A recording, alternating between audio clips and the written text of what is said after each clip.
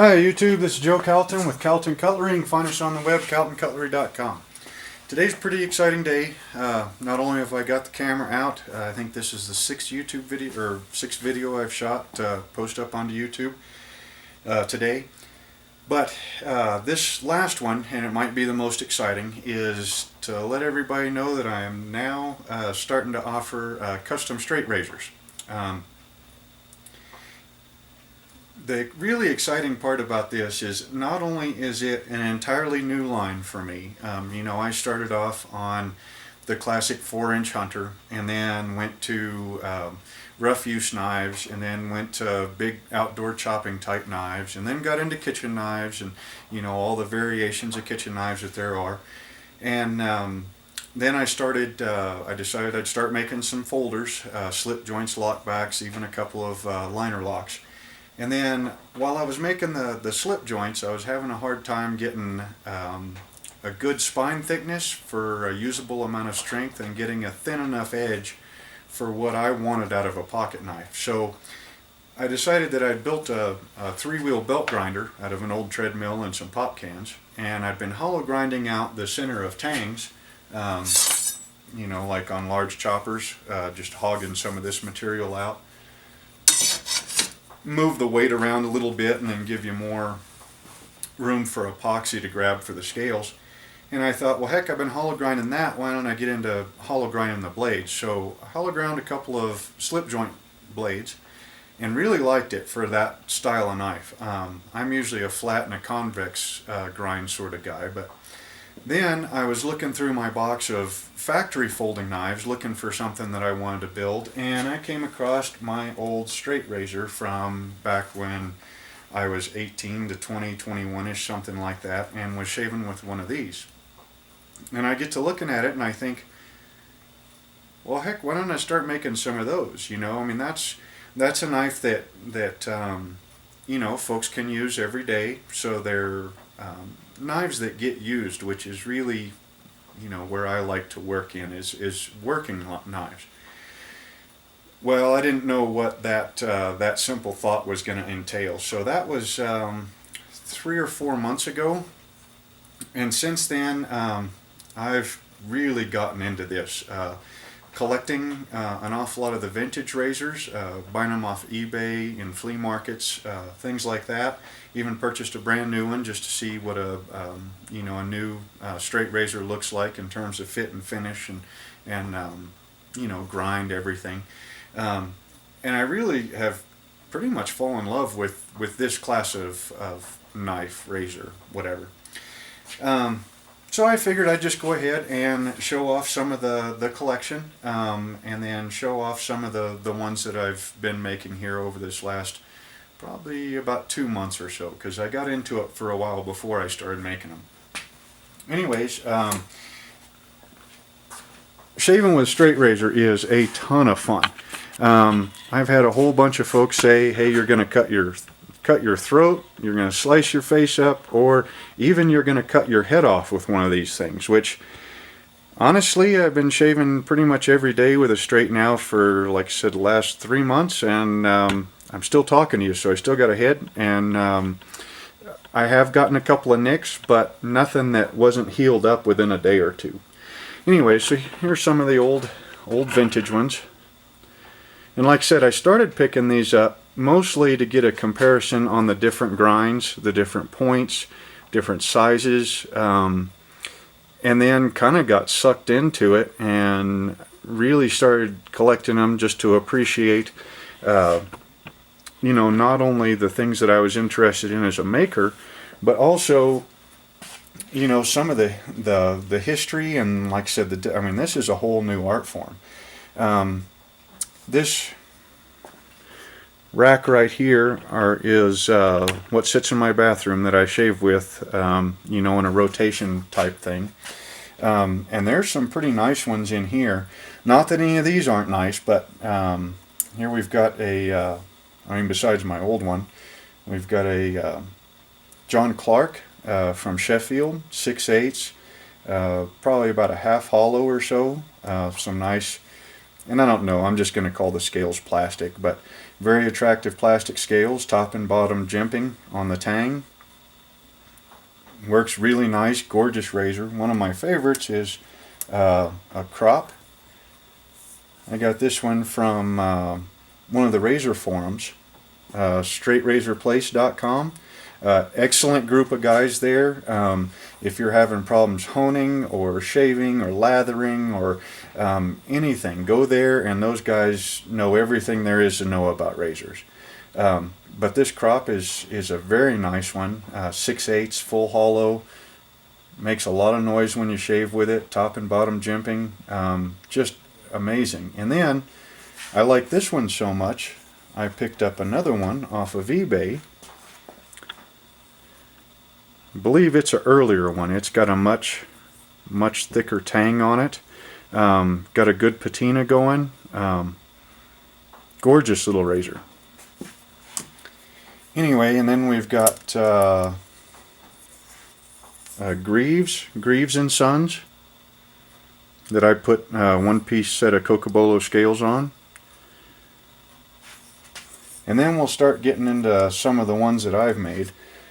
Some of these ones over here are some of the earlier ones. There's quite a bit of a learning curve to grinding blades this thin, and I've probably scrapped at least a dozen of them grinding right through the side. So you'll be grinding on this side to try to get that edge thin, and the next thing you know, you'll see a line, and that line will be the other side of the blade. So then it's time to start all over. But here's a nice 15N20 and 1095 random pattern Damascus blade. Pretty low layer count, about 100 layers. Oh, I forgot, I got to do the focusing now on this camera. Yeah, pretty low level count, or low layer count. Full hollow. This one talks an awful lot when you're shaving with it. One piece Cocobolo scales. Then of course I got to looking at some of Charlie Lewis's amazing YouTube videos, and you know, starting to get a little bit wilder shapes and sizes. This one's a 1095 with a gun blue, we'll call it a polka dot finish, with bird's eye maple scales. Pretty large razor, about a quarter hollow.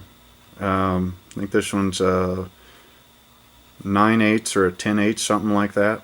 Pretty large. Let's see. One of my favorite ones out of W1.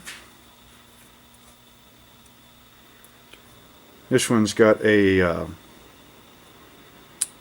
mustard finish with Cadillac scales, stacked washers, stacked brass washers, and a pin. And I believe this one was one of the first ones I started putting bronze inside washers on. Full hollow. Shaved with this one this morning, top and bottom jimping. And I want to say that one's about a 6/8 also. And then, let's see, we have, oh, here's another one of the monsters. Like I said, 10/8 or so. Big blade made out of 1095. One piece, can't remember what those scales are, but a really ginormous razor. And then my current favorite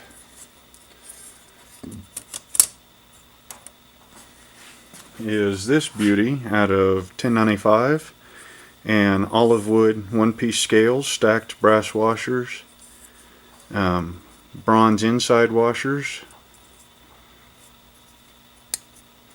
extra long monkey tail, forge finish on the tang.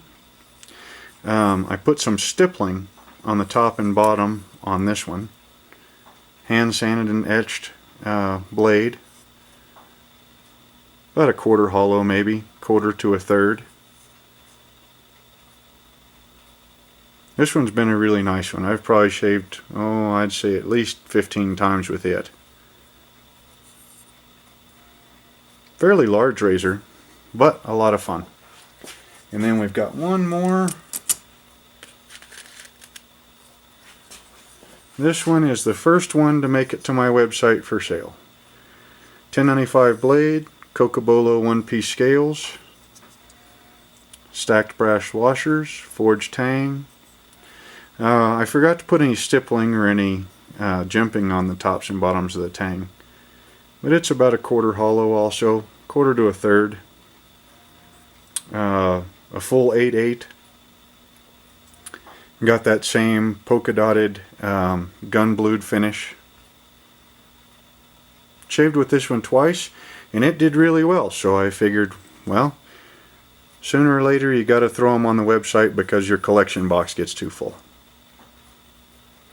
Anyway, so I guess the next step in this, besides just enjoying, oh boy, we've got a World Master razor.